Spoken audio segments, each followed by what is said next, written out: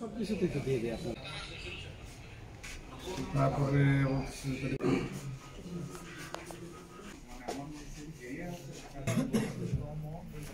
না খাবার তো আসতেও পারে। আচ্ছা দুধও থাকবে। জি জি জি ইনশাআল্লাহ। জি জি আসসালামু আলাইকুম। গাজী টিভি দিছিলেন স্যার আমরা এই যে একটা লাইসেন্স পাইছি যে হচ্ছে এখন বাংলা মিশনের হেড অফ টেলিকাস্ট আমাদের সময় উনি ছিল গাজী ছিল আরো 10 বছর আগে। আমি 10 বছর পরে আসছি। আমি 17 সালে জয়েন করছি। ইঞ্জিনিয়ার আপনার ওই যে মেন ইঞ্জিনিয়ার যেগুলো স্যার ওই লাইসেন্স ছাড়া ওই গাড়ি রেজিস্ট্রেশন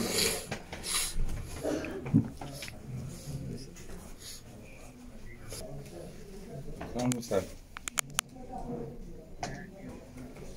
স্যার ওই যে ওই কিন্তু অনেক দালাল, হ্যাঁ দালাল। আর হচ্ছে যে অফিসে এসে আমরা কাগজপত্র দেখি ওই যে মোটরসাইকেলের লাইসেন্সের জন্য ড্রাইভিং লাইসেন্স বাধ্যতামূলক, হ্যাঁ কিন্তু অনেকগুলো আমরা পাইছি যেগুলোতে মোটরসাইকেলের লাইসেন্স ড্রাইভিং লাইসেন্স ছাড়াই তারা দিছে আর কি। তো সেই কাগজপত্রগুলো আমরা নিচ্ছি। আর ওই যে ওনার সাথে দালালদের কি না না না না দরকার নাই স্যার, দরকার নেই, কারণ সব পালাইছে আর কি, এখন দরকার নেই। না না না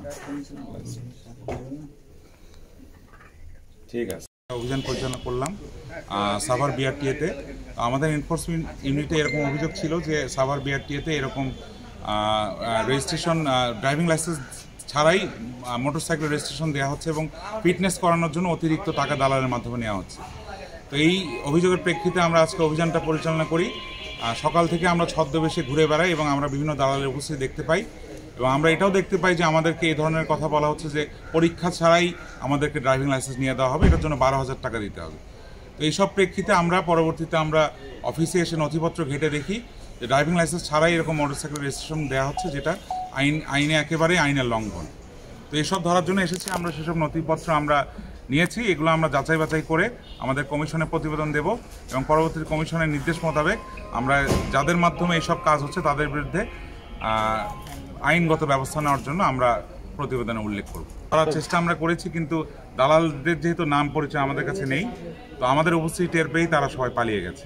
তবে ভবিষ্যতে আমরা খুব শীঘ্রই আবার আসব এবং আমরা অবশ্যই দালালদেরকে ধরে তাদেরকেও শাস্তির আওতায় নিয়ে আসবো। অভিযোগ করলেন আর কি দালালের বিষয়ে, কিন্তু এখন তো কোনো দালাল নাই। দালাল গাড়িতেও দেখি আমি বাইরে, ওনারা বাইরে নাকি তার সাথে কথা বলছেন, এই বিষয়টা ওনারা ভালো বলছেন। অনিয়মটা কি কি পাইছে?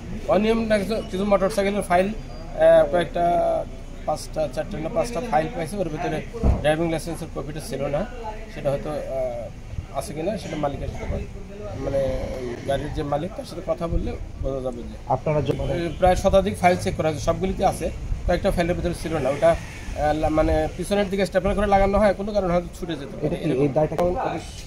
মানে ফাইলটা আমরাই সংরক্ষণ করি।